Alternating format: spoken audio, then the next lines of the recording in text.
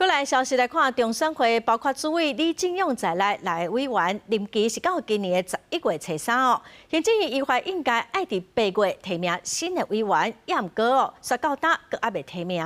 行政院之前是表示讲，会伫立法院开议，甲中选会人事动议款案送立法院审议。李进勇今仔嘛讲，伊家己嘛真烦恼，因为明年底地方就要选举咯，伊望讲有人愿意来承担责任。 眼前特别到2026地方公职人员选举立法院新会期，伫内政委员会邀请中选会进行报告，也毋过包括主委李进勇在内。那名中选会委员任期直到今年11月初3，照理讲，行政院依规定爱伫8月完成提名，到当还未看到名单，那样立委烦恼会安尼影响选务。 主委，你不会担心吗？现在10名已经有6名已经快要到期了。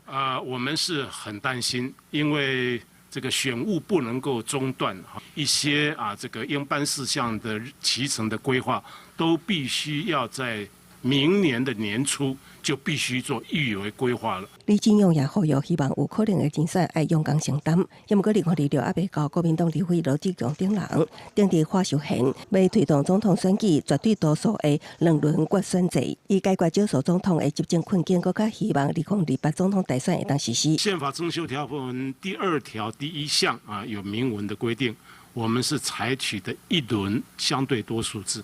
宪法只有讲是最多数的人为当选，对吧？那当超过50%的门槛，对不对？他也是最多数吧？相对多数，他也是最多数，他们都没有违反宪法的规定，所以他其实是没有抵触的问题。好，没关系，这是法律见解。你把它定为门槛，就会有抵触。伫民众党利益党团方面，这个会期是建议推动公投法的修法，要将公投法大选。因为李进勇表示，为了避免搁发生2018年的选务乱象，偏向维持选举公投脱钩的制度。因为立委要搁点一期，将投票率降低，才是伤害民主。投不投票，这是公民的自由啊。那一个公投案能不能够吸引是你的改善选民愿意站出来表示他的意见？